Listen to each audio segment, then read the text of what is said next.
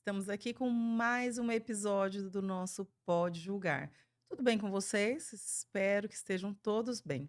Eu já estava com saudade. E vocês? Olha, hoje estou aqui. Vocês sabem que nós escolhemos a dedo aqui os nossos convidados. E todos eles são pessoas inspiradoras. E hoje não poderia ser diferente. Hoje temos aqui o nosso convidado, nosso querido convidado, é um amigo da Fernanda, inclusive ela não pôde vir. Está num evento do pai dela. Olha que incrível! Mas ela conta no próximo episódio tudo certinho, os detalhes desse evento que ela está. Mas está aí honrando o pai, né? Gostamos de falar bastante, né, da importância, né, de sermos indivíduos, de sermos pessoas, né, homens e mulheres, antes de sermos advogados. E que isso faz de nós profissionais incríveis.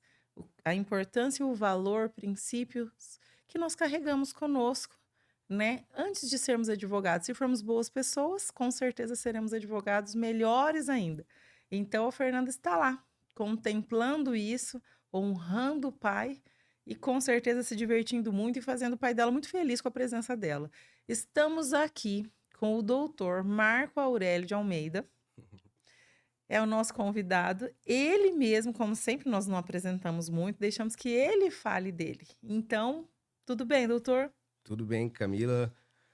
Agradeço o convite, tanto vindo de ti quanto da Fernanda, que não pôde estar aqui, como você já explicou, mas estenda a ela os meus cumprimentos, a minha gratidão por ter recebido esse convite e a minha maneira de retribuir a gratidão por ter sido convidado para fazer parte desse podcast tão interessante, que faz diferença na vida de tantas pessoas, especialmente aquelas que estão iniciando na carreira, que precisam de um rumo será fazer um compromisso contigo que tudo aquilo que eu disser, certo ou errado, será o reflexo daquilo que está inscrito, esculpido na minha alma e no meu coração como verdades definitivas. Você terá o máximo de mim hoje. Ah, eu agradeço muito, já agradeço. Gente, se terminasse o podcast, terminasse o episódio agora, a gente já teria ganhado muito só com isso, né? Palavras valiosas. Muito obrigada, doutora. É uma honra tê-lo aqui. Inclusive, quero aproveitar mesmo o gancho, né? Quero que diga, né, o que faz. Eu sei que ele é presidente da comissão do Tribunal do Júri da UAB Maringá. Mas eu quero que ele fale, porque isso é onde ele chegou até agora. Porque eu tenho certeza que ainda vai muito longe, né? Porque só decolou e não vai parar. Mas eu quero que ele comece, doutor, começa, conta para nós como que começou isso, como que quem era, né, quem e ainda é, Uhum. mas quem era o Marco Aurélio antes de escolher o curso de direito, antes de decidir ser advogado? Conta um pouquinho dessa trajetória, dessa jornada. Claro, faço questão de contar, eu já escrevi sobre isso algumas vezes. Quando eu morei no Acre, a gente vai chegar até esse momento, eu tinha uma coluna de crônicas em que eu contei um pouquinho dessa história. A coluna já não existe, mas eu tenho os textos arquivados e um dia vou Maravilhoso. publicá-los num livro que estou escrevendo, inclusive. Faça. Mas enfim, antes de haver o doutor Marco Aurélio, ou o Marco Aurélio, que é presidente da comissão do júri, havia o Marquinho, no interior de São Paulo, em Mirante do Paranapanema, que é onde eu nasci e cresci. Eu sou um mirantense nato e hereditário. Que legal. Nasci e cresci lá, estudei em Presidente Prudente, que é uma cidade próxima de Mirante do Paranapanema, e nessa época eu precisava viajar todo dia de ônibus. Saía de Mirante, ia até Prudente, estudava e voltava todos os dias. Dava em torno de 70 quilômetros para ir, 70 para voltar. Foram assim durante 5 anos, estudando, até que terminei a faculdade, já era advogado, porque já tinha passado na ordem, gostava de me Que sentir ano foi advogado. isso? Eu terminei em 2013 a faculdade de Direito. Em 2013 eu fiz o exame de ordem e fui aprovado. Então, em fevereiro de 2014, eu já estava advogando, no começo de fevereiro. Eu tenho até a foto da minha primeira petição que eu assinei, Ah, que legal. tá lá o registro, fevereiro de 2014, e desde então nunca mais deixei de ser advogado. Tive algumas dúvidas no decorrer da carreira, mas me mantenho aqui há 10 anos. E não foi tão simples, chegar até aqui ou pelo menos atravessar esse caminho, porque eu tenho certeza que ele ainda não terminou. Espero que ainda tenha muita vida pela frente. Sim, e vai ter. Então eu digo, eu gosto de dizer que só está começando. Ah, tomara. E grandes coisas estão por vir. E é legal essa ideia de estar começando, Camila, porque é uma ideia de percepção de tempo. Você veja, eu tenho 10 anos de advocacia. Para mim, é tudo que eu tenho. Algumas semanas eu estava com o Dr. Paulo Ramalho aqui. Ele tem 40, mais de 40. Para ele, o que eu tenho de tudo é só um momento. Então, na hora que eu chegar lá na frente, eu espero chegar próximo dele, ou próximo desses advogados que tem 50, 60, vai ser só um momento também. Mas para mim, é tudo que eu tenho e gosto de contar como realmente nessa perspectiva de grandeza. Pode contar, então. Então vamos lá. Eu estudava no interior de São Paulo e durante a faculdade estudei muito, porque via que precisava realmente compreender o direito, porque parecia de fato que tinha algum talento no direito. Eu ainda não sabia o que fazer com o direito, mas sabia que eu precisava estudar, que aquilo parecia que poderia me render uma profissão mais no futuro. Então eu estudei com sinceridade, profundamente o direito, consegui ser talvez um dos melhores alunos da faculdade. Não fui melhor do que um colega meu que estudava junto de mim, o Luiz Gustavo, que espero que esteja nos assistindo. Ai, Quero que ele saiba tomara. que ele era realmente um gênio. Eu nunca vi ele tirar menos de 10 numa prova. Isso, doutor, fica gravado, viu? O episódio, Aham. tá? E como fica gravado, a gente pode mandar o link. Eu também menciono pessoas aqui e aí às vezes mando para elas. Eu falo, olha, mencionei você, ou você foi lembrada, se foi mencionada, e as Ótimo. pessoas ficam muito felizes. Eu vou mandar para ele com Isso, certeza. manda sim. Porque ele era realmente uma inspiração ali na época acadêmica. Ele não tirava menos que 10, ele sabia toda a matéria e mesmo assim ia para a faculdade. E ao invés de criar uma espécie de animosidade, concorrer com ele, não, juntamos-nos, um ensinava o outro. Tinha alguma matéria que eu tinha um pouco mais de afinidade, ele tinha em todas as outras, então a gente se ajudava. E terminei a faculdade, Camila, ali em 2013, como eu mencionei, fiz o exame de ordem. É curioso que eu não queria fazer o exame de ordem. A advocacia aconteceu na minha vida meio que por acaso. Foi o acaso ocasional das coisas que me levou a ser advogado. Hoje eu tenho uma ideia de que Deus preparou o caminho de uma maneira que eu não compreendia naquela época. Porque o que eu queria fazer enquanto estava na faculdade era concurso público. Essa é a Olha só. ideia que havia na minha cabeça, que é a ideia do meio em que eu convivia. Então eu estudava para os concursos públicos e não queria fazer a OAB por dois motivos. Não tinha pretensão de ser advogado, muito menos advogado criminalista, e não tinha dinheiro para fazer a inscrição Meu da prova Deus. da OAB, que à época, em 2013, custava R$ 200. Eu não sei quanto está custando hoje. Para mim era uma relativa fortuna, porque o dinheiro que eu ganhava trabalhando, eu gastava todo com a faculdade, para pagar a faculdade e o deslocamento. Tinha a faculdade e o ônibus para pagar, então não me sobrava dinheiro, era tudo muito apertado. E é até curioso que quando abriu o 10º exame unificado, os professores avisaram, perguntaram quem ia fazer o exame, eu falei que não ia fazer, porque não tinha interesse em advogar. E um professor, o Márcio França, foi quem basicamente mudou a minha vida, porque ele decidiu sortear uma inscrição para minha sala. Ele falou: vou Olha sortear uma só. inscrição, aqui vai ter R$ 200 para fazer a inscrição. Quem ganhar o sorteio vai fazer o exame. E eu não fui sorteado, eu não ganhei o sorteio. Sabe que eu falei, ele ganhou. Não, as coisas são tão simples assim. Duas colegas muito gentis ganharam, empataram no sorteio e vieram falar comigo. Falaram: Marcos, você vai fazer o exame? Não, não vou. Por quê? Não quero. Na verdade, tava quebrado, não tinha dinheiro para fazer a inscrição. E é ruim, ter que falar isso, Muito. né. Você fala: "Olha, eu sou formada em direito", né, as pessoas imaginam, né, "Nossa, ó", né. Aham. É por isso que eu falo, nós trazemos pessoas para contar, porque às vezes aquele formado em direito, ele tem até vergonha de falar. Eu já Aham. tive algumas experiências que as pessoas falam assim: "Ah, todo mundo é formado em direito", né, olha, e não é bem assim, a gente tem que ter orgulho da nossa profissão, né, Claro. e principalmente dessa trajetória. Então é bom o doutor contar, e aí depois mostrar onde é que chegou, para saber que todo mundo está sujeito a passar por essas coisas. Sem Não é dúvida. verdade? Com certeza. Porque não é fácil quando Não. você não vem de família tradicional na advocacia, no direito. Poxa, você passando um pouquinho adiante os capítulos da história que eu tô contando, quando eu me tornei advogado, tinha minha carteira, da ordem, pô, eu via o mundo e falava: "E agora? O que que eu faço? Tá, já sou advogado e o que que eu faço para ter renda, para pagar minhas contas?". Então é bem complicado. Não é tão fácil quanto se supõe por aí. Mas enfim, essas duas colegas ganharam o sorteio e vieram conversar comigo, perguntar se eu ia fazer o exame de ordem ou não. Eu falei que não, não tinha interesse, mas realmente porque estava bem quebradinho naquela época. Elas falaram: olha, a gente vê que você estuda, se dedica, e a gente vai pagar metade da sua inscrição para Que você fazer. legal.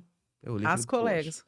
falei: "Pô, agora tem um compromisso moral, R$ 100 não é possível que eu não consiga para fazer Se a tivesse prova". Uber na época, né. Dava pra Ai, dar que um jeito. Ah, mas droga, na né. cidade onde eu morava, Não tinha. não dá. A cidade tem 18.000 habitantes, você vai a pé pra todo lugar. Mas enfim, aí pagaram a metade da inscrição, paguei a outra metade e fui fazer a prova. A primeira fase, eu fiz só com o que eu estudei na faculdade mesmo, não fiz cursinho pra OAB nem nada do tipo, porque já ia ser um gasto que não cabia no meu orçamento naquele momento. Pô, eu estava começando a fazer o TCC, ou já estava fazendo, não me lembro, tinha uma série de coisas para fazer, trabalhava o dia inteiro das 8 às 5, 5h30 tinha que pegar o ônibus, era complicado. Falei: "Bom, eu vou fazer e vou fazer com o que eu aprendi na faculdade, é isso". Foi da minha sala, eu e mais 5, se eu não me engano, que fomos fazer, e eu lembro até hoje da prova. Ansioso pela pela aquela oportunidade que tinha, que me parecia meio que a única. Se eu não passasse, não teria outra, que eu não ia fazer o exame novamente. E quando eu tô na disputa, comigo mesmo, não é pra perder, é pra fazer bem feito. E eu lembro, Camilo, que a prova estava marcada, salvo engano, pra 1 da tarde. Me preparei no dia anterior, me alimentei bem, fui dormir Olha cedo só, e fez tudo certinho, né. acordei 2 horas da manhã. Já fica a sugestão, olha, ele já tá eu nem pedi para ele dar as dicas e ele já tá dando as dicas. Olha, dormiu bem, se alimentou bem, ficou Sim, bem tranquilo. Ó, tá exato. vendo? Anotem aí, já vão anotando, já vão o advogado tem que anotar. É, muito. Por isso que eu tô É, com a aí minha ó, folha e o meu eu vi, eu papel achei aqui. interessante, eu falei: "Não, típico advogado", porque o advogado ele anota, né, ou É, ele anota no celular ou ele anota, mas ele tem que anotar, é tem que claro, anotar. porque às vezes a conversa aqui ou no na profissão, ela é longa, são diversos argumentos que vão se ramificando. Então, para não perder a ideia, eu prefiro às vezes ter um papelzinho e anotar. Mas voltando, nesse dia, apesar de ter ido dormir cedo, ou talvez por ter ido dormir tão cedo, eu acordei às 2 da manhã e a prova era de tarde, não consegui mais dormir. Dei uma revisada em alguns materiais e fui para a prova. 1 hora da tarde, lá em Presidente Prudente. Foi eu e mais alguns amigos de carona e fiz a prova. Eu terminei, Camila, e por coincidência, na hora que eu saí da sala, eu encontrei esse meu amigo, Luiz Gustavo, que eu falei que é gênio, e ele passou por mim e eu falei: "E aí, Luiz, como é que foi?" Ele: "Ah, acho que foi tranquilo". Pensei: "É claro, pra você é tranquilo, né?" E ele perguntou como é que eu tinha. Eu falei: "Cara, eu devo ter algum problema mental, cara, porque eu passei 5 anos estudando um negócio e eu não consegui fazer a prova direito, estava dificílimo isso aqui, não sei, não vai dar certo", desanimado mesmo. Fui pra casa, meio chateado, porque acreditava que não tinha ido tão bem. E lá no final do dia, 6, 7 horas, sai um gabarito que não era oficial. Os É cursinhos um ficam isso. corrigindo. E eu fui anotando, anotando. Eu contei, Camila. Falei: "Não, contei errado". Falei: "Mãe, conta isso aqui, não é possível que tá certo". Pô, eu sei que eu fui muito bem na primeira fase. Se eu não me engano, eram 80 questões, é 40 para ser aprovado, ou não lembro se era 100, mas é metade sempre, né? Ele até 2010, o foi era pela eu não me lembro antes da FGV, porque agora é Aham. FGV, Sim, desde 2010, se eu não me engano, segundo semestre de 2010 já passou a ser FGV e 80. 80. Então E eram aí 80. antes, até metade de 2010, que eu me lembro, era 100. A Ah, última, tá. que eu me lembro que eu fiz essa prova, né, Uhum. de 100, eu fiquei bem brava, não tinha me formado ainda, porque eu me formei em 2009, eu me formei em 2010, final de 2010, e eu me lembro que eu fiz essa prova, a última de 100, eu acertei 49 questões, e eu chorei muito, mas eu não tinha me formado, eu ia me formar no final do ano. Aham. Nossa, eu fiquei muito chateada, muito triste. Mas eu me lembro que acertei 49 questões. Ah, Aí depois no próximo, mas eu fiquei bem chateada. E aí assim. por isso que eu me lembro, tá? Que Aham. eram 100, Sim. porque daí depois a próxima já foi, a FGV assumiu. Aham. Eu me lembro que daí eu fiz já a primeira prova da FGV junto com a minha banca, era apresentação, era, né, TCC Uhum. e tudo junto. Mas por isso que eu me lembro que Ah, era, eu só não me lembro, me fugiu agora quem que fazia a prova antes, eu que era de 100. não sei. Quando eu fiz Que já era FGV. 2003, então 40. É, e eu fiz o 80 10º acertar exame 40. unificado, que eu lembro que era o X, Aí exame unificado. aí nós lembramos dessas coisas, É, né. sim, ficou Mas marcado. então era FGV e 80 questões, Então para era acertar 80, tinha 40. que acertar 40 pelo menos para passar. E o que é interessante, que o pessoal saiba, é que a OAB, a prova da OAB, ela difere de um concurso público por uma questão muito objetiva e simples até. No concurso público existem vagas limitadas. Se você for muito bem, mas mesmo assim alguém for melhor do que você não passa. Para a OAB, basta você competir consigo mesmo. É difícil.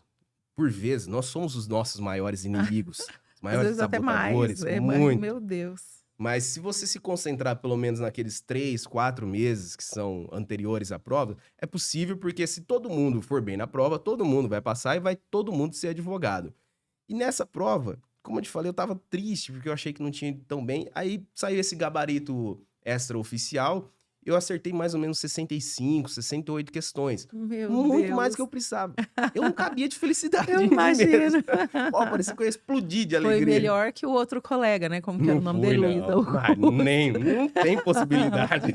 Chegou a conversar com ele O depois? Luiz, eu acho, eram 80, ele acertou 70, 70 e Ele foi muito pouquinhos. bem. O que ele errou, é possível que o gabarito esteja errado, tá? É. Essa aí aqui fica uma mensagem, né, para quem ainda está estudando, né, doutor, que Claro. olha só, eu tenho que talvez ele nem tenha percebido na comunicação dele, mas ele trouxe para nós o quê? Desde o início, eu me dediquei, eu Hum, fiz uma faculdade, eu estudei muito, eu me dediquei àquela faculdade. Claro, ele pagava a faculdade, ele tinha que se deslocar, pensa, todos os dias sai de uma cidade, vai para outra cidade para estudar, volta para casa.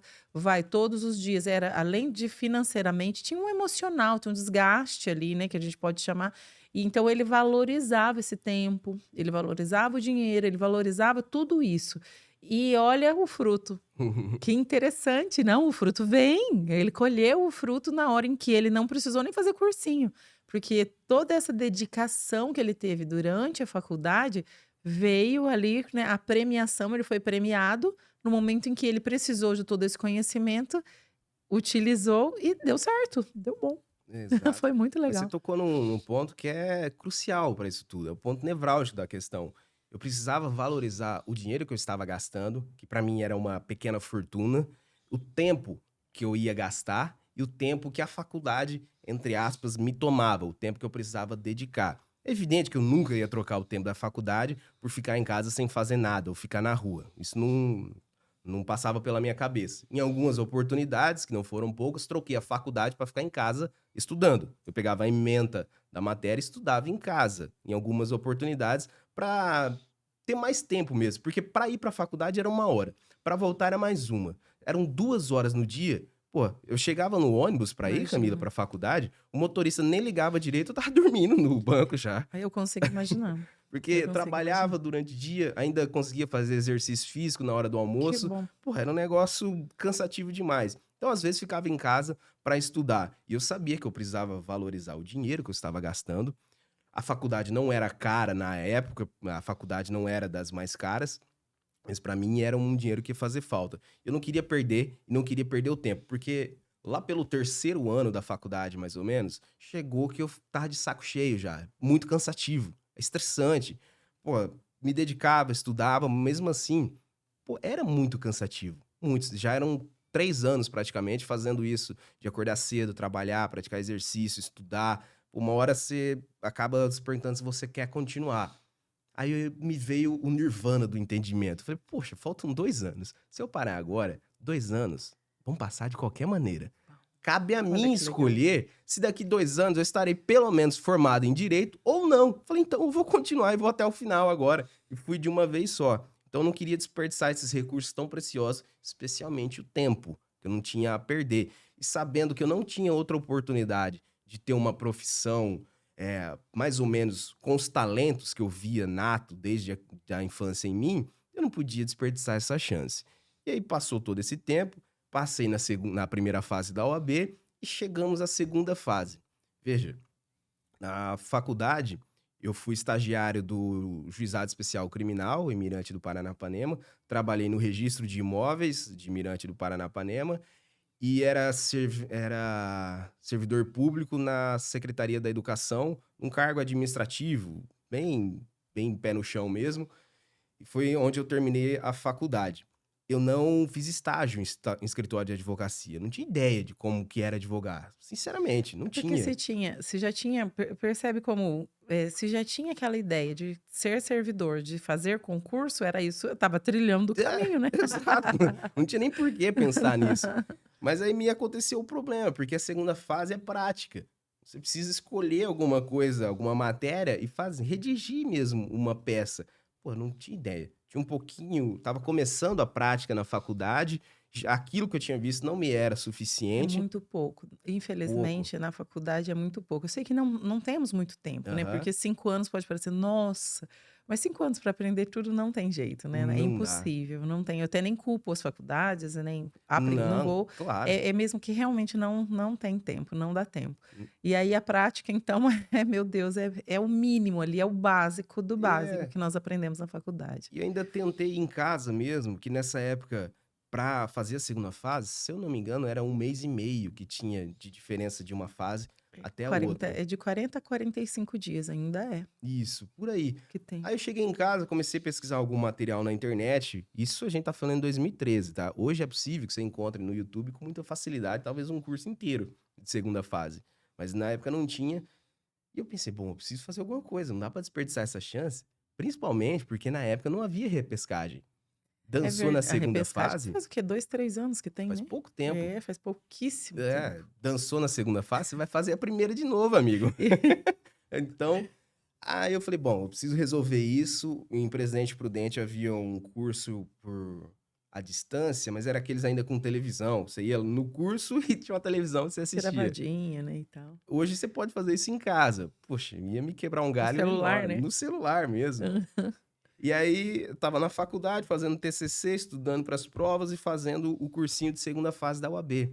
E veja que curioso, hoje eu trabalho com advocacia criminal. Sou presidente da comissão do Tribunal do Júri e fiz a segunda fase em direito do trabalho. Ah, igual a mim. Que não tinha nada a ver. Porém, naquela época, havia um concurso do TRT, eu estava estudando junto com esse meu amigo, então estava mais afiado no direito do trabalho. Falei, não vou desperdiçar, por mais que tenha um pouco de afinidade. Na época, eu tinha com tributário, com direito civil, não tanto com penal na faculdade, mas falei, bom, não vou arriscar porque eu estou mais afiado nisso. E fiz a segunda fase em direito do trabalho. Estudei o cursinho, de exatamente o que o professor falava, eu fazia. Se ele me falasse, Camila, você precisa se pendurar no teto, escrever a peça com a mão esquerda, enquanto o pé direito tá na orelha, eu ia fazer isso. Porque eu não sabia o que fazer, eu paguei alguém que eu acreditava que fosse me dar a solução, falei, eu vou fazer o que ele disser, não vou nem questionar, porque eu não tenho tempo. Eu tenho 1 mês e meio aqui para resolver a minha vida. Então, eu não vou nem questionar. Se ele falar que é dessa maneira, eu faço. E fiz muita peça, mas muita. Eu lembro até hoje que o professor previa, não me lembro o nome dele agora, pô, me fugiu. Ele é muito famoso no direito do trabalho. Mas enfim, ele falava, vai cair ou uma... Gleibe? Não, Não, né? Eu me lembro que na minha época era o Gleibe foi Prete. do LFG que eu fiz. É, eu fiz, o meu era do Marcato. Eu fiz a segunda fase, eu fiz, se não me engano. Eu trabalhei no Marcato, né? No Ah, é? terceiro ano Que de legal. faculdade. Que Trabalhei um legal. ano, quando tinha Marcato aqui em Maringá ainda. Aham. Mas pode continuar, hoje não é Tá. o dia de falar de mim. Vamos lá. E o professor falava que, pelo o retrospecto das provas, ou cairia uma reclamação trabalhista, uma contestação ou um recurso ordinário, que é a apelação do direito do trabalho. Eu sabia essas peças de trás para frente, de Aham. tanto que eu estudei, de tanto que eu fiz prático ali. E você tem as questões também. Se eu não me engano, são 5 questões. É 5 de um lado, 5 do outro, com peça e Tudo com A e questão. B, né? É, exato. Não São é, 5 questões com A e B. que viram 10. Meu Deus, é a prova. E é de direito do trabalho. Não sei se nessa época, mas era uma das mais difíceis, por serem extensas. Você vai ouvir como é que foi essa prova. Enfim, aí fui muito afiado com o que o professor disse que possivelmente cairia na prova. Então eu confiei nele. Falei, se ele tá falando que vai cair isso, eu vou estudar exatamente isso com antolho, que é aquele negócio que você coloca no cavalo, para ele não olhar para o lado. Olhava só para frente na direção que ele me disse. Cheguei na prova, Camila, eu comecei a ler, eu lembro até hoje o problema.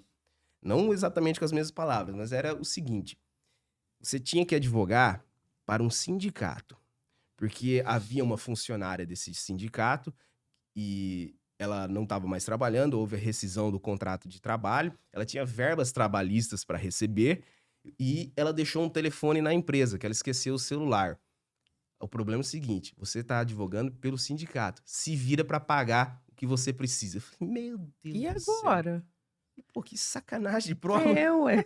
Isso aqui Eu não estava é. estudando uma petição inicial, É, contestação no ah, RO, e me exato. vem Aí eu fui por e exclusão. agora?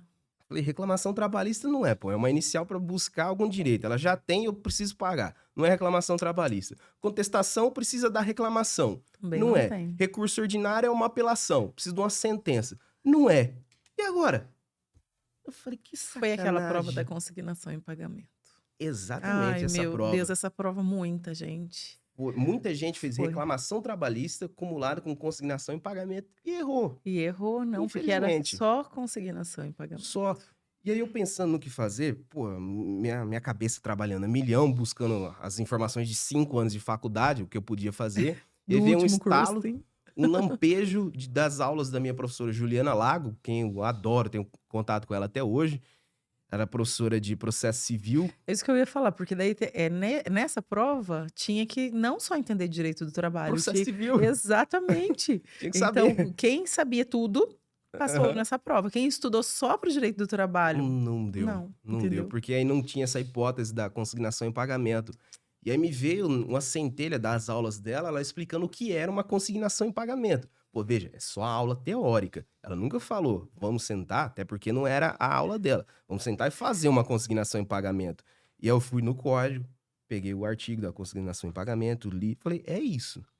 Mas e a coragem de escrever uma consignação em pagamento, uma prova de De direito direito do do trabalho. trabalho? Ah, mas já estava perdido mesmo, né? É, Não é nessa hora que você pensa, você fala, bom, se eu foi. fizer, eu sei que não é PI, eu sei que não é contestação, eu sei que não é RO. Se eu fizer, eu vou reprovar. Então, vamos na consignação em pagamento, que se Pois for é, reprovar por reprovar, né? é. Mas você queria muito passar. Queria, e eu Aí aí que eu está. eu anotei ali, isso aqui é uma consignação em pagamento com tal coisa, tal coisa. Falei: "Eu vou para as questões primeiro, que aí pode ser que lá me venha uma centelha de entendimento que eu mude aqui e entenda o que que é para fazer". Respondi as questões, voltei, li o código de processo civil de novo. Falei: "Cara, isso é consignação, seja o que Deus quiser, ajude-me, vamos embora". Escrevi a consignação em pagamento. Acertei a peça, não fui tão bem assim na peça, porque nunca tinha feito, mas pelo menos pontuei o suficiente. Minha sorte não, da competência também. As questões eu acertei todas. Eu tirei 5 pontos na questão, juntou com alguma coisa que eu tirei na peça, e no final somou e Pronto, passei passou. Era pronto. 61, precisava É, tirar 60. pronto. Os professores de cursinho eu achava interessante que eles falavam assim: quem tira 90 e quem tira 60 passa do mesmo jeito. Você não precisa, estuda para você dar o seu melhor, mas é 60. Não fica ali, eu quero gabaritar, eu quero. Então, lógico que é bom, né, pro Aham, ego, assim, claro. mas ele falou, eu lembro que eles falavam, não fica essa pressão, nossa, eu tenho que tirar 80, eu tenho que tirar 90. Não, estuda para passar. E passar você precisa tirar 60, Exato, né? exato. E Quanto aí deu tirou? certo, eu Tô não curiosa para lembro. saber. Ah, não sei, deve ter sido uns 65 por Por aí, aí, mais ou menos, passou. porque juntou 5 aqui com os pontos que eu tirei, pronto, resolveu. Na hora que eu vi o meu nome como aprovado, eu fiquei mais tranquilo depois com os professores corrigindo pela internet, claro que era uma consignação em pagamento. Tirou um peso das Aliviou. minhas costas. E aí eu vi o pessoal que fez reclamação trabalhista acumulado com consignação. Cara, infelizmente, esses reprovaram. E aí tinha que voltar para a primeira fase. É uma judiação. Porque foi uma grande de uma sacanagem Foi da uma banca. pegadinha, né, Muito, literalmente uma pegadinha. muito. Ali foi para cortar, para podar muita gente, infelizmente. Tinham pessoas que talvez tenham se frustrado com a profissão, que hoje poderiam ser excelentes advogados. E Exatamente. graças a essa prova Ah! não são. Enfim, e avançando na linha cronológica, tá, passei, já era advogado não, havia sido aprovado, mas tinha que terminar a faculdade. Mas aí a faculdade se torna gostosa de ir, viu? Porque, poxa, faz bem pro seu ego, massageia a alma, você voltar pra faculdade já aprovado no exame de ordem. Nossa, meu Pô, eu Deus, é um sou humano, sonho, né. demasiadamente humano. A vaidade, às vezes, fala no meu ouvido. Então é gostoso voltar sendo aprovado já. Porém, aí a gente tem uma questão. Terminamos a faculdade e é curioso que eu já estava um pouco frustrado com a minha função pública, com o meu serviço público. Eu não queria ficar ali porque era um serviço administrativo. Devo muito a ele, foi com esse dinheiro que eu paguei a faculdade e consegui ser aprovado no exame de ordem, mas não queria mais continuar exercendo aquela função. E falei, vou migrar para a advocacia. E aí fiz um planejamento ali de uns 6, 7 meses, tentando fazer as duas coisas, terminava o expediente do trabalho, fazia o expediente da advocacia, porque não podia ser no mesmo horário, né? E aí fui levando até que eu exonerei o cargo público e fui só para advocacia. Arrisquei mesmo. Para mim não era um risco muito grande, porque a essa altura eu ainda morava na casa da minha mãe, em Mirante do Paranapanema. Bem ou mal, não deu certo, tem um teto para morar, tem uma cama Sim, para dormir, tem segurança. comida para comer, então não é também um risco muito grande assim, tá? Mas investi na advocacia. E para mim não deu certo naquela região. Não é que a região é ruim, não foi o meu lugar. Tenho colegas advogados na minha cidade que se deram muito bem e vivem a vida pela advocacia, mas aquele não São era. escolhas, né. Exato, não era o meu lugar aquele. Aí precisava resolver a minha vida, porque nessa altura eu já tinha 23 anos, 24 por aí. Poxa, e você vai se tornando mais adulto, mais maduro. Se você tem um pingo de consciência, você se sente mal por não estar gerando renda e não estar servindo para muita coisa. Aí eu falei, pô, eu preciso mudar. Preciso fazer Já alguma fez coisa. uma faculdade, já passou no exame da ordem. Pois é. E aí, como assim, né, E, preciso já plantei bastante, né, e até preciso antes, colher. antes de chegar nessa fase aqui, de pensar em mudar de cidade mesmo, de região, porque morei em Presidente Prudente, trabalhei como empregado no escritório durante algum tempo, depois saí, voltei para Mirante para continuar advogando ali junto com um primo meu que já era advogado há algum tempo. E nesse meio tempo, como eu sentia a paixão pela advocacia, a vontade de fazer, uma tendência a servir para aquilo, mas ao mesmo tempo eu não via renda. Pô, isso é desesperador em algum momento. Falei, poxa, eu vou voltar a estudar para concurso. Fiz um concurso, fiz alguns policiais para escrivão, se eu não me engano. Tava sempre ali na trave. Falei, pô, agora eu vou estudar de verdade. Fiz o concurso de escrevente técnico judiciário da capital do Tribunal de Justiça de São Paulo. Bateu na trave. Mas que coisa, né, tão estudioso, Pois é. já tinha tido algumas vitórias aí que Aham. parece que e aí de repente vai fazer o concurso, parece que não é mesmo para ser, né. Foi É, assim, como é que se sentia exato. É com esse essas ponto que eu vou chegar. Bem aí. uhum. Porque eu fiz esse da capital e aí bateu realmente na trave para a nota de corte da região que eu tinha escolhido.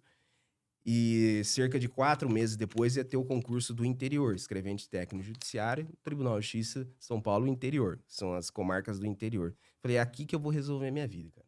Já estava numa situação complicada, eu comigo mesmo, me sentindo mal por não ter renda, não servir para muita coisa. Porque eu queria advogar, mas não apareciam as demandas, as que apareciam não rendia nada. Falei, é aqui que eu vou resolver.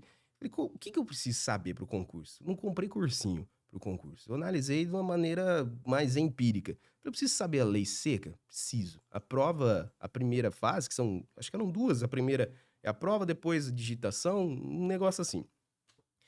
A lei que eu preciso saber, comprei um vadimeco novo, absolutamente atualizado. Falei, eu vou ler isso aqui até sair sangue do olho. E eu passava horas, o dia inteiro lendo em voz alta, ia marcando no código, grifando, com cores diferentes. Até que chegou um momento, Camila, que se eu não lembrasse a redação, como estava escrito, eu sabia em qual local da página estava. Estava vinculado à memória de tanto que eu li, cara, de tanto que eu olhei para aquilo. Eu fui fazer essa prova e um pouco mais esperto com relação a concurso, eu falei, vou escolher uma região melhor. Uma região que, historicamente, a nota de corte não seja alta. Peguei uma região que era mais ou menos perto de onde eu morava, olhei a nota de corte dos últimos De concursos, mirante. mais ou menos perto dali, mas não era tão perto. A nota de corte dos últimos concursos dava 65, 68. Então, de 100 questões, acertou 65, 66, Uma boa. tá dentro ali. Falei, vou escolher essa região. Escolhi a região e fui fazer a prova. Eu não me lembro o ano agora, Camila. Não me lembro, mas isso dá pra ver nos arquivos, né? Fiz a prova. Como eu te falei, estudei muito. Peguei um curso de português muito bom, um de informática. Informática é curioso, né? Pô, eu lembro que eu Ah, estava estudando informática, eu já estava conseguindo resolver as era a época do questões. DOS? Não, Windows ou já tinha passado? não tinha MS-DOS na prova, eu acho. Mas tinha, por exemplo, questão de Excel que é complicadíssima, cara. Pô, Isso.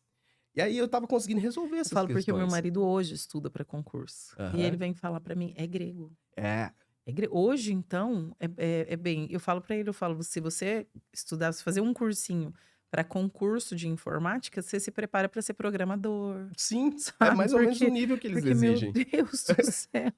E eu tava começando a entender, você, pô, parece que informática eu tô ficando bom. Mas aí você chega na prova, a questão é a seguinte: se você liga o computador, clica com o esquerdo numa pasta, com o direito em outra, roda a cadeira, sai da sua casa, come alguma coisa na padaria, volta, dá 3 mortal e desliga o computador, o que que acontece? Não sei, né? Mas enfim, pro restante, eu tava bem afiado, Camila. E você veja como são as coisas. Eu juro pra ti, pela alma do meu pai, que já morreu há algum tempo, eu gabaritei direito nessa prova. Inteiro. Até as normas internas do Tribunal de Justiça de São Paulo, porque eu li tudo daquilo. Pô, Sim, tá afiado, eu até gabaritei sair sangue direito dos olhos, eu gostei disso. e Vou. gabaritei português também. Então, mais da metade da prova eu tinha acertado. Fiz as contas de quantas eu acertei, se eu não me engano, acertei 74 questões de 100. Na hora que eu comparei com o histórico da região, eu falei: tô dentro, resolvi a minha vida. Vou até Entendi. começar a fazer dívida já". Ah, vou começar a gastar. Ai, mas aí o criador tem alguns planos que são Que diferentes, né. coisa, e não passou. Nessa prova, a nota de corte foi 75 e eu tive 74 pontos. Meu Deus. É, Eu, no meu computadorzinho, no escritório, olhando a nota de corte, pô, foi uma tristeza tão eu grande, mas imagino. uma tristeza. Pô, eu realmente senti como se o mundo tivesse acabado mesmo. Falei: "Poxa, já estava tudo certo, cara. Por que que aconteceu isso? Mas por Você tinha quê?". feito todos os planos Tudo, eu possíveis. fiz tudo correto, mas a vida não é dessa maneira. Não, Você fez não. A mais B dá C, não é assim. Pô, e às vezes a gente não compreende, fiquei muito frustrado Na naquele hora não momento. entende de Pô, jeito eu nenhum. estava triste, com raiva, não conseguia entender aquilo. Hoje eu compreendo. Para mim aquilo foi o criador falando: "Meu amigo, não é para ser funcionário público. Você não vai se dar bem nessa carreira. Vá ser advogado". E hoje eu vejo, sem nenhum demérito, para quem é funcionário público, tem gente que se encontra naquela Sim, tem gente que função. se identifica, tem gente que Aham, nasceu para isso e que exato, fica realmente confortável nessa posição, exato. né. Para mim seria penoso hoje, porque essas funções não entregariam o que a advocacia me entrega de maior valor, Camila, que é um sentido para a vida. Hoje eu me sinto útil. Eu acordo e quando eu vou dormir, eu sei que eu tive utilidade, que o meu existir serve para alguma coisa, que uma função pública é possível que não pudesse me entregar, ao menos as que eu estava tentando trilhar. E Deus falou: "Não, meu filho, você não vai ser funcionário público, você vai ser advogado". Pô, enfrentei e ainda enfrento enormes Eu dificuldades. imagino. Mas o sentimento de ter utilidade, de saber que a minha vida serve para alguma coisa, é sensacional. Porque, Camila, deve ser a pior coisa, passar uma existência na Terra sem saber para o que que você serve. Eu trabalho bastante propósito, Uhum, né, na minha mentoria, né, e eu gosto de trazer aqui para o Pode Julgar sempre que e parece que aqui eu lembro que eu disse para você que aqui vai parece que é o criador mesmo, ele vai uhum, conduzindo a conversa. E uhum. parece que posso falar uma coisa, doutor? Pode? Leva para isso. Todas as pessoas que eu trago aqui são inspiradoras e elas são inspiradoras porque elas não vivem. A gente tem uma mentoria que nós fizemos juntos, eu, Fernanda e o Altair.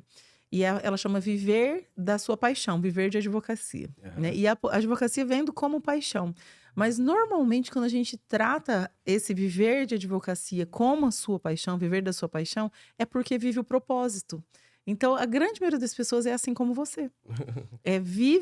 Vive mesmo. Vê a profissão como um propósito. Aham. É incrível. O olho brilha, percebe como vai mudando, muda, traz alegria, traz um sorriso, o olho, assim, enche de luz Aham. mesmo. Porque a importância de encontrar mesmo um sentido na profissão, como advogado, como servidor, ou o que quer que seja. E dá para ver, evidentemente, que o doutor encontrou na tua profissão. Sim. Entendeu?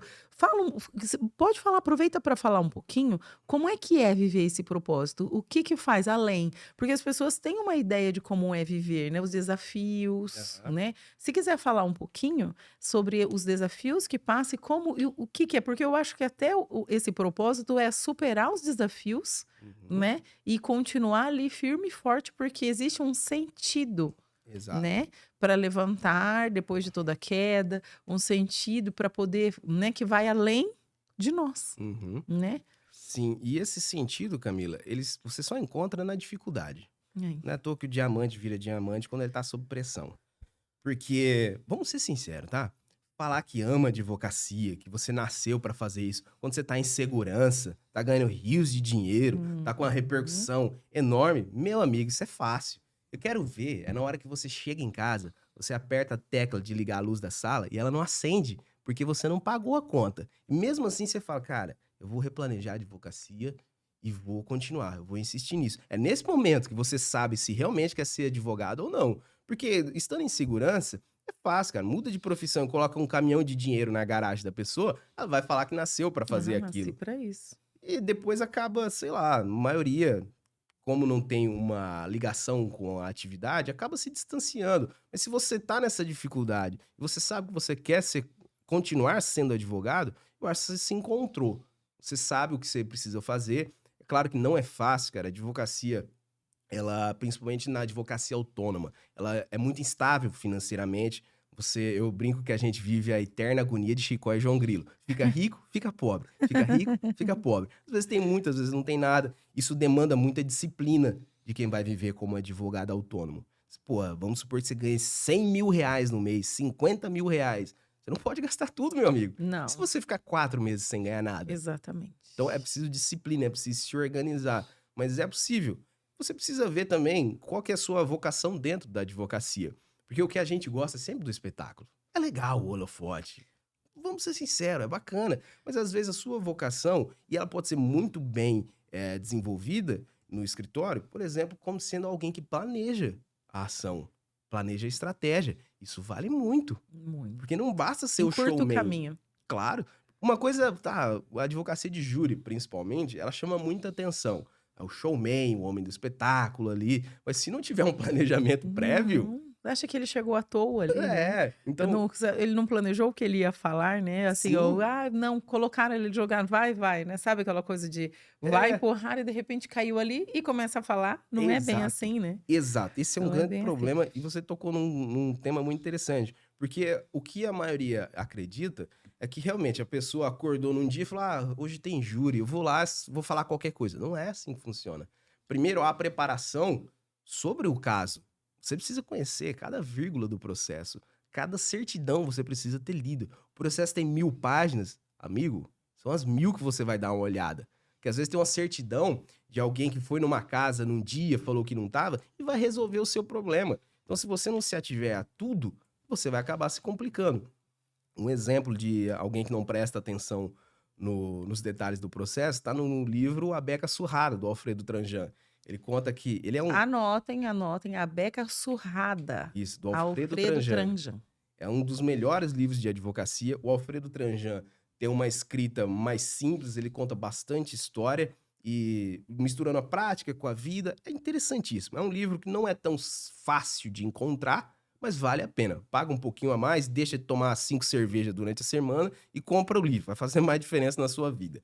Enfim, ele conta de um episódio que ele estava trabalhando como acusação. Ele era acusador particular, advogado da assistência de acusação. Porque, veja, não é o advogado que é assistente de acusação. Assistente é a vítima ou a família. O advogado é advogado da assistência de acusação. Ele estava trabalhando nessa função num caso em que uma moça matou o seu namorado, seu marido. E o advogado dela jurava que não, não é bem isso que aconteceu, não foi ela que matou, ela é uma boa pessoa, e ela ficou presa durante o processo. E o Alfredo Tranjan conta que era comum naquela época juntarem muitas declarações de pessoas próximas ao réu, falando que era uma boa pessoa, trabalhador, que não dá pra duvidar, pode ser mesmo. E quando estava preso, pegava de alguns outros presos, do diretor da cadeia, de alguém que prestava assistência social, falava, faz uma declaração. Ela tá bem aqui, a fulana, tá? Só declara isso que eu vou levar no júri para eles entenderem como que é o comportamento dela. Que entender o personagem que está sendo julgado é importantíssimo. E aí juntaram esse monte de declaração no processo e eu acho que o advogado que estava na defesa não teve o cuidado de ler todas. O Alfredo teve. E na réplica, na tréplica, não me lembro, ele olha de uma, fala, é isso aqui que vai resolver o problema. Ele pega a declaração, mostra para os jurados, era a declaração do padre da cadeia, Olha só. dizendo a fulana é uma boa pessoa e perdoe-na pelo que ela fez. Alfredo falou: só se perdoa pelo que ela fez se ela fez alguma coisa. Aqui está a confissão, mesmo que indireta, de que foi ela que matou. E aí foi condenada. Tá Mas por quê? vendo? Porque ele se ateve a todos os detalhes do processo. Então, se preparar, conhecendo o processo, é o mínimo. Outro mínimo, e esse é o É porque mínimo. aqui já começa, né? A gente fala assim, né? Eu lembro que uma vez, inclusive era o procurador da Receita Federal aqui, ele tinha estudado com a minha mãe. Minha mãe é advogado também, mas não vou Uhum. entrar nesse mérito agora. E ele era o melhor aluno, assim, igual o Luiz, da faculdade. Ele também era. Tanto que ele passou em primeiro lugar no estado como procurador da Receita. E ele pôde escolher onde ele poderia ir, né? Porque na época. E eu me lembro que ele falava isso. Para você passar num concurso, já começa pelo edital. Você lê o edital Exato. inteirinho.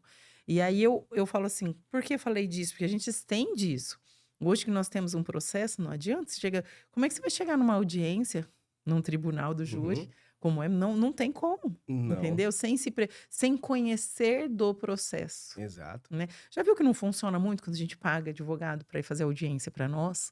Imagina um tribunal, não funciona. Não, é Não, impossível. pode ser uma causa ganha, doutor. É impossível. Eu já Imagina, conheci. tem que conhecer do processo. É, Um tribunal do júri deve ser muito mais, muito, muito mais. muito, porque ali envolve uma exposição pública muito grande. Então, Veja, às vezes são detalhes que resolvem um caso do tribunal do júri, porque ele é um embate mesmo, é um debate que acaba se tornando um embate entre acusador, defesa, enfim. E às vezes você está falando de um documento que não está escrito exatamente o que você falou, está dizendo o contrário porque você não se ateve, e a outra parte conhece o documento, ela faz uma parte direcionada ao juiz ali, ou pede a palavra pela ordem e mostra que você tá errado, pô, você imagina. podia estar falando a verdade do seu cliente, mas esse detalhe já te desmoraliza diante Sim. do conselho de sentença porque mostra despreparo. É complicadíssimo. Você tocou numa questão interessante que é a regra do jogo, que é outro mínimo. Cara, conhecer o Código de Processo Penal é Uhum. o mínimo, mas do mínimo. Não precisa ser o Auri Lopes Júnior, que conhece as profundidades do procedimento. Não, é você conhecer a regra mesmo. O que fazer, como fazer e quando fazer. É como no futebol. Imagina o Neymar com todo o talento dele, mas não sabe quando que acontece um impedimento, quando é falta, o que pode, quando a bola sai, onde é o gol. Não vai dar certo. Não, Então, não, primeira ele não coisa, seria quem ele é não é. se ele não conhecesse o básico. Exato. Porque tem que partir do básico, tem que Uhum. partir, não é verdade? Não Sim. adianta você querer pular etapa. Aham. Isso que eu percebo. Quando eu vejo em toda a sua comunicação, de toda a sua conversa, doutor, eu percebo que desde o básico veio vindo.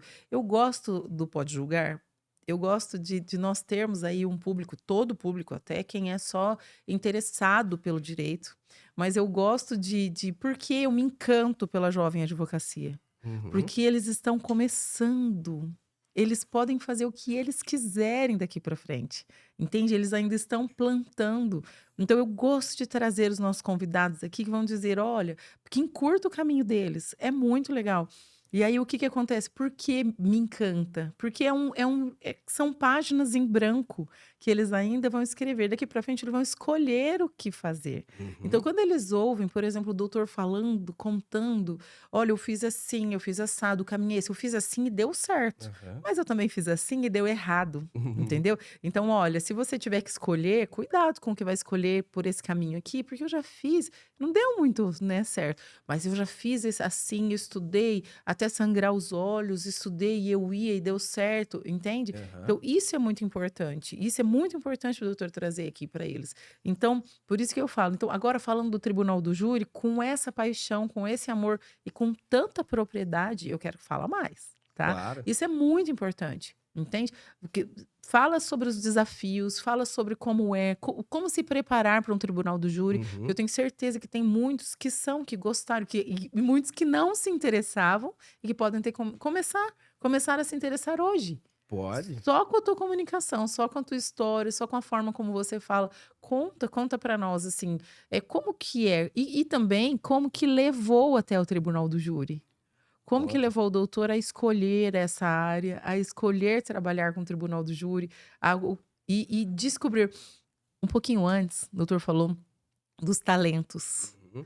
que eu tenho, né? para pegar os talentos que eu já tinha e utilizar na minha profissão. Fala um pouquinho deles e Falo. aproveita para dar essas dicas, para contar como que é fazer parte, como que é e depois também da comissão, mas fala como que é, quais são esses talentos, como utilizar esses talentos, né? Fala aí para nós. Claro. Olha, quando eu falo sobre essa vocação mais ou menos nata que cada um tem, eu tô falando das minhas. Às vezes a pessoa não tem uma parecida, mas o que ela tem pode ser utilizado até melhor do que as que eu tinha. Por exemplo, na infância, na escola principalmente, quando haviam os teatrinhos da escola, eu participava de todos. Olha que Gostava de ser o legal. ator ali, era meio parecido mesmo na infância. E gostava muito de escrever, já ganhei concurso de redação, era um Ó, bom aí vai leitor na juntando, infância. ó, É, comunicação, escrita. exato, porque gostava de me comunicar, que era a parte dos teatrinhos da escola, das apresentações. Gostava de redação, gostava de escrever, gostava de ler as histórias. Não era um profundo leitor ainda, mas gostava de ler as historinhas. Então, é mais ou menos o que eu faço hoje. Pô, eu sou advogado do júri, eu preciso me comunicar falando. Você precisa ter um preparo cênico, não é nenhum demérito. Até já falei que num júri o promotor falava pra mim: "Ah, você tá fazendo teatro". Eu falei: "Muito obrigado, amigo, eu adoro Que bom. teatro. Você tá dizendo que eu sou um Shakespeare da vida". "Muito obrigado, é isso que eu queria mesmo". Que legal. Então já eram esses talentos que hoje eu vejo que são os que eu utilizo.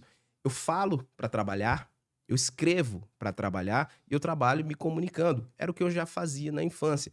Talvez as pessoas não tenham exatamente esse, mas pode ter algum melhor, que não é parecido, mas que se adapta. Às vezes alguém que é um bom vendedor, na infância já fazia negócios ali com os amiguinhos, trocava uma figurinha com outra. Então eu sempre vi essa importância de olhar para a criança que se foi, para ver o que ela sabia fazer, porque são os talentos natos mesmo, porque não há vaidade na infância nesse Não, momento. Você faz o que você gosta.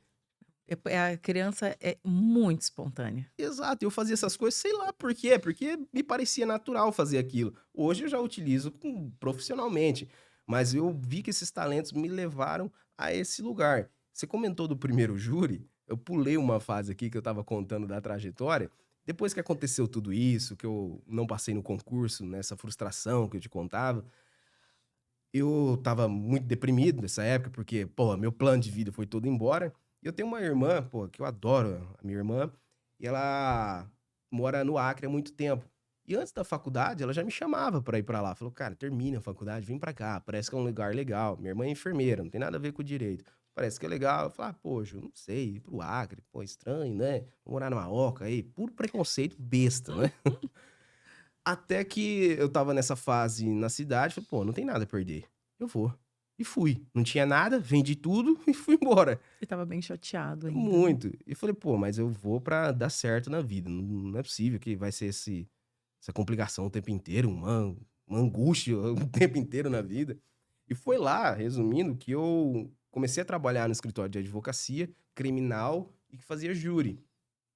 Lá eu realmente me encontrei no Acre ali trabalhando como homem e como profissional. Ali eu acho que foi um novo nascimento para mim. Eu nasci em Mirante do Paranapanema, talvez para maturidade, para saber o que eu ia fazer, foi lá em Cruzeiro do Sul, no Acre, que eu tenha nascido dessa maneira. E aí nesse escritório eu comecei a trabalhar e o dono do escritório falou: "Ó, daqui 3 semanas mais ou menos tem um júri, você quer fazer?" Pô, é a coisa mais legal do direito, claro que eu quero. Olha que legal. Aí ele falou: "O processo é esse", me passou o número, eu comecei a estudar o processo, sem nunca ter participado ativamente de um júri, tendo assistido quase nada de júri, só aqueles para fazer a faculdade mesmo. Mas enfim, comecei a estudar o processo e me parecia uma legítima defesa aquilo. Mas veja, sem experiência nenhuma, zero, tá. Conversei com o advogado, falei: "Cara, isso aqui eu acho que podemos", olha, absolutamente inexperiente, dando pitaco. Eu acho que podemos ir pelo caminho da Mas legítima estudioso. pô, as informações eu tinha. Sim, sim, ainda mais que era o primeiro, Nossa pensa senhora, não que eu hoje não estuda, mas fica é como dirigir, né, quando a gente claro, está dirigindo, a gente presta fica mais atenção. extremamente atento, né, Exato, depois fica um pouco até mais mecânico, né, exato. mas quando no início, o primeiro, pode ter certeza que talvez foi o que você mais estudou. E a empolgação fazia Isso. prestar mais atenção também. Falei pra ele: "Cara, vai fazer legítima defesa? Por isso, por aquilo, eu acho que dá certo". Ele falou: "Não, o que a gente vai fazer é uma desclassificação pra lesão corporal". É legal. Mas não me convenceu muito, não. Porque os elementos que eu já tinha visto do processo se desenhavam como uma legítima defesa. Falei, tá, vamos para o júri, então. Começou a instrução, porque o processo de júri tem algumas fases. Basicamente são duas: sumário da culpa, que é com o juiz de direito. O juiz, ele analisa se aquela pessoa vai ser levada a julgamento pelo tribunal do júri. Ele não decide se é culpado.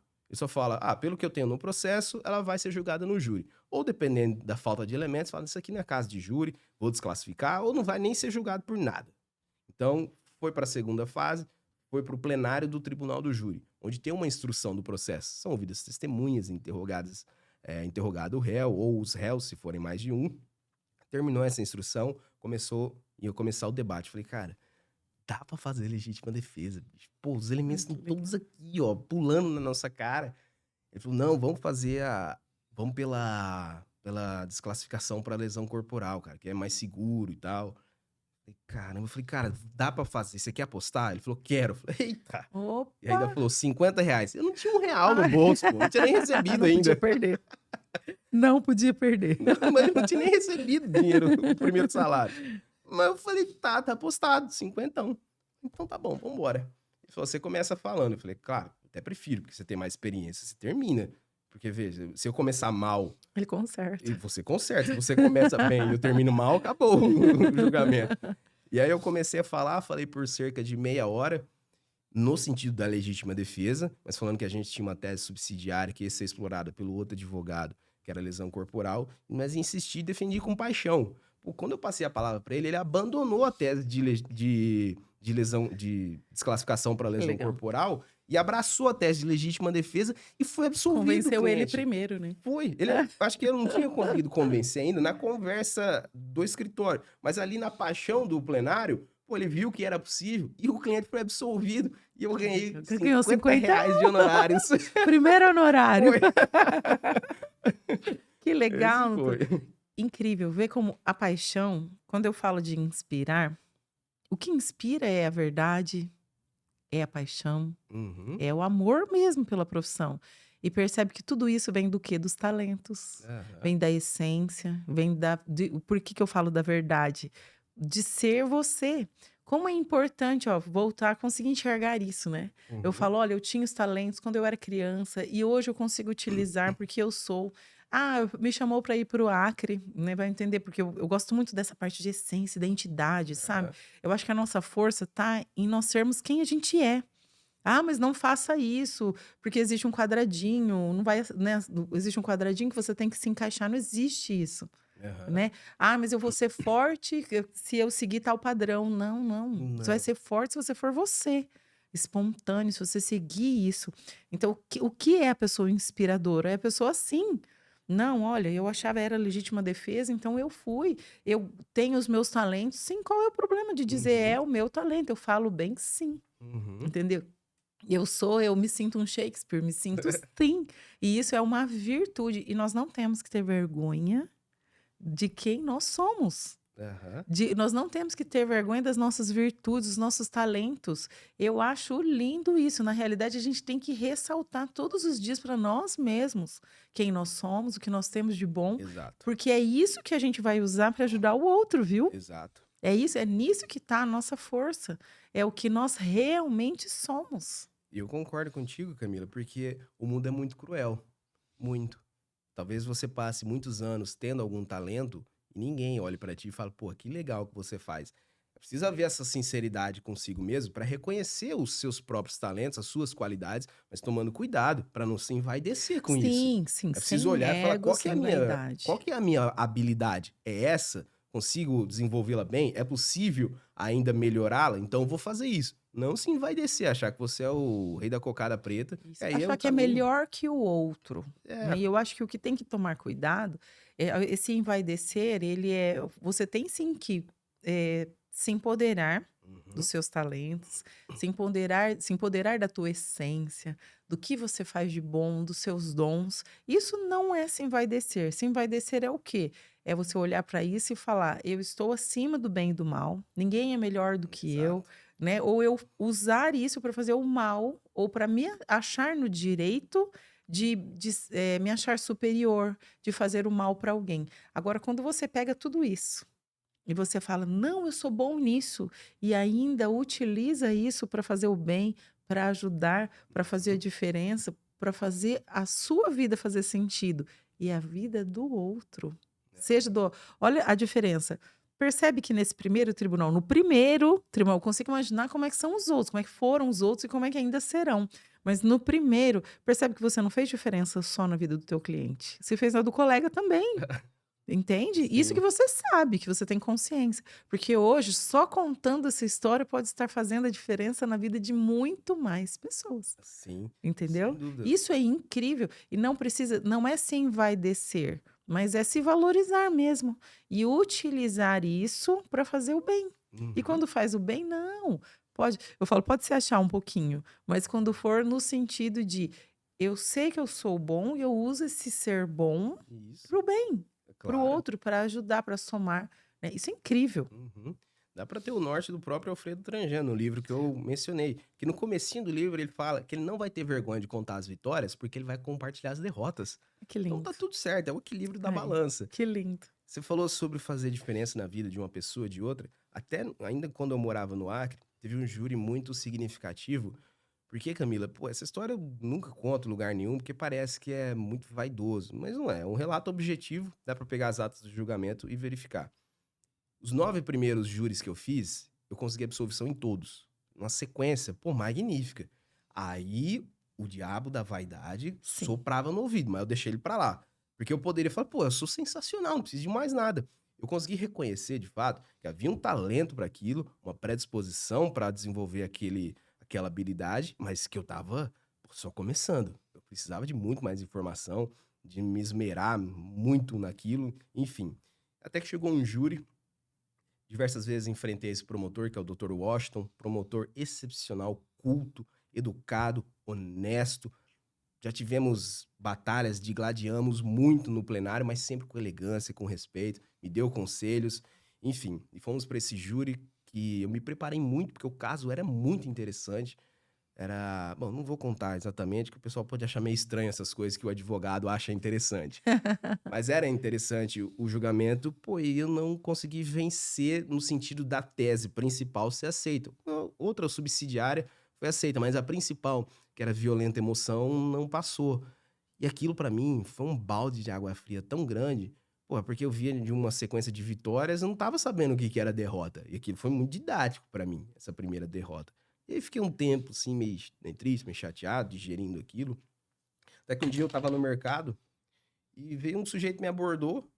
Falou: "Ah, o senhor é advogado?" "Sou." "O senhor estava no júri do fulano de tal?" Eu falei: "Estava." "Pô, assisti aquele júri e gostei, cara. Que coisa bonita." Pô, Olha aquilo me deu um isso. conforto tão grande, porque por mais que a gente tivesse brigado, eu e o promotor, mas no sentido bom, tá? Do bom combate. Não é um ofendendo o outro, o que a gente costuma ver por aí nos tribunais, não. Mas era uma briga honesta, pô, profunda, com citações incríveis, um negócio interessante e fez diferença na vida dessa pessoa que por um acaso estava assistindo e achou aquilo bonito. Percebe? Pô, ele achou interessante aquilo. Pode ser que ele tenha, sei lá, assim, enveredado pelo caminho do direito a partir daquilo. Ah, veja que curioso. Eu disse que o Dr. Paulo Ramalho estava aqui há 3 semanas, mais ou menos. Ele é o advogado que defendeu o Guilherme de Pádua naquele caso, Sim, da 93, 94, da Daniela. da Daniela. E ele na frente do plenário aqui, que ele fez um júri com a comissão, veio uma moça e abordou ele e falou: "O senhor quer o Paulo Ramalho?" "Sou. Eu me tornei advogado por causa do senhor." Olha que legal. Pô, isso é sensacional. Fez um bem danado para a vida da pessoa. Pô, e ela hoje é realizada na profissão a partir disso que fez. Então, a gente se preocupar um pouquinho com a estética do trabalho, nesse sentido de fazer bem feito e de uma maneira até bela para que as pessoas também se inspirem, vale muito a pena. Isso. Era isso que eu queria até, nesse ponto que eu gosto sempre de chegar, sabe, doutor? O que que é você inspirar? É quando as pessoas olham e percebem que vai além de você. Por isso que eu Uhum, falo que vive o propósito. Porque quando você faz só por você, pensa, quando você vai lá, qual que é o objetivo? O advogado, ele não é Jesus Cristo, aham. né? Então, assim, às vezes, por isso que em alguns momentos ele ganha, em outros ele perde. Mas na realidade não é ele que perde. Se ele vai lá e dá o melhor, faz tudo que pode, que eu tenho certeza que foi o que aconteceu aí nesse Uhum. dia, nesse tribunal.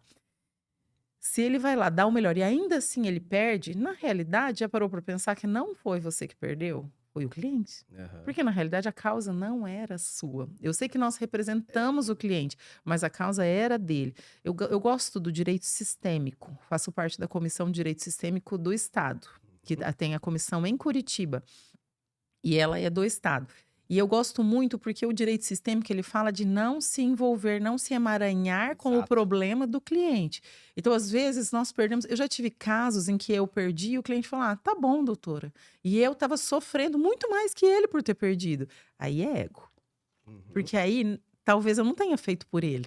Talvez eu tenha trabalhado mais por mim do que pelo cliente. E nós temos que trabalhar sempre tendo que ter a consciência de que nós estamos trabalhando pelo direito do cliente e não para eu me sair bem, para eu vencer, para eu ganhar. Eu sei que o direito criminal, principalmente o tribunal do júri, deve, Uhum. deve mexer muito com isso. Muito. Eu quero ganhar, entendeu? Mas Uhum. quer ganhar por quem? É por Exato. você ou quer ganhar pelo seu cliente, porque Aham. ele tem direito. Porque aí o que que acontece? O que não é o seu caso, mas às vezes pega uma causa e aí em todas as áreas, não só no direito criminal e nem só, né, nem tão pouco no tribunal do júri, mas em todas as causas. Por quem você está trabalhando? Por que Exato. pegou essa causa? Né? Ah, Uhum. porque é desafio? Claro, nós amamos um desafio, né? Uhum. Nós amamos. Mas se você foi, deu tudo de si e perdeu mesmo assim, será que não é porque ele não tinha direito realmente? Uhum. Se você deu tudo de si, se você realmente acreditava na sua tese, mas mesmo assim brigou e perdeu, calma, calma. O caso não era seu. Ah, mas é porque daí eu trabalhei mal. Não, você deu tudo de si. Uhum. Estudou. E eu percebo, duvido que o doutor vai despreparado para algum caso. Não vai Não. para algum tribunal, não vai. E se mesmo assim acontece. Então, talvez esse episódio tenha vindo para mostrar isso lá no início da carreira, né? Lá no início. E te preparou para talvez seguir aí uma trajetória um pouquinho diferente dali para Com frente, né? certeza, Camille. Você tocou num ponto muito importante, mas muito mesmo. Porque você percebe, falando comigo ou com outros advogados que têm o mesmo perfil, que a paixão, de fato, ela nos move na vida profissional. Pô, é realmente apaixonante fazer o que faz, mas tem um custo disso. Às vezes um custo alto. Você veja nesse exemplo que eu te contei, que eu perdi esse júri, eu fiquei mal mesmo. Aí mal, triste, deprimido, não queria fazer mais nada. Pô, não tá certo. Não tá certo porque, veja, primeiro, que não é um problema meu no sentido do problema jurídico. Pô, imagina se o médico vai ficar deprimido toda vez que um paciente morre numa Ai, cirurgia. Às você vezes vê? morreu, meu amigo, porque Deus falou que era a hora mesmo. Não É, tem nada a ver exatamente. com a profissão. Mas eu não entendia isso. Hoje, nossa, tem anos-luz de diferença daquele marco para esse. Hoje eu sou muito mais maduro nesse sentido, porque hoje eu consigo esquecer o processo. Terminou um julgamento pelo júri, vamos tomar como exemplo. Houve uma derrota, cara, claro que eu vou ficar triste, mas é momentaneamente. Eu falo, vou pro recurso, lá no recurso, na Isso. apelação, eu tento, não deu certo, eu fiz tudo o que eu podia. O maior filtro que eu aprendi é olhar para o cliente, perguntar, você tá satisfeito, cara? Mesmo que, pô, ele tomou 200 anos de cadeia. Fala, doutor, obrigado. O senhor fez tudo que podia, que Isso. estava ao seu alcance. Eu durmo tranquilo. Porque, mas mesmo assim, ganhei o processo, ganhei entre aspas, deu certo a tese que eu queria, comemoro, com certeza, mas Tem que não é a comemorar. comemoração que as pessoas imaginam, pô, vamos soltar fogos. É aquela comemoração interna, porra, que legal, deu certo, me esforcei e deu certo. Terminou esse período curto, que hoje eu dedico um período curtíssimo para isso, esqueço. Eu levo a sério o nono mandamento do Couture. Esquece. A advocacia é uma luta de paixão. Esquece tão rápido a derrota quanto a vitória. Senão a vida se torna impossível. Pô, se a cada vitória você achar que é o maior advogado do mundo e a cada derrota você achar que é o pior, você vai ficar maluco. Tá vendo? Vai ficar chupeta da cabeça e a vida fica impossível dessa maneira. Então, o filtro que eu tenho hoje, o cliente está satisfeito com o trabalho? Durmo tranquilo. Vi que eu fiz tudo que podia? Fiz. Durmo tranquilo da mesma maneira. Esqueço. Acho reconfortante a gente colher uma vitória no sentido de estudei essa tese, dediquei meu tempo, expus ela e ela foi aceita. Ah, que legal. Pô, Ah, isso é isso dá um maravilhoso. sentimento maravilhoso. Mas esqueço também. Tem outros casos para trabalhar, tem outros processos para me dedicar, e é igual a derrota, pô, fico chateado num momento e bola para frente. E se for levar isso para minha vida, meu amigo, Não, não dá. olha, Isso não pode eu não sou um determinar. profundo conhecedor de filosofia, tenho uma certa antipatia por Nietzsche, apesar de gostar dele também. Só que ele tem razão no sentido, se você olhar demais pro abismo, o abismo olha de volta para você.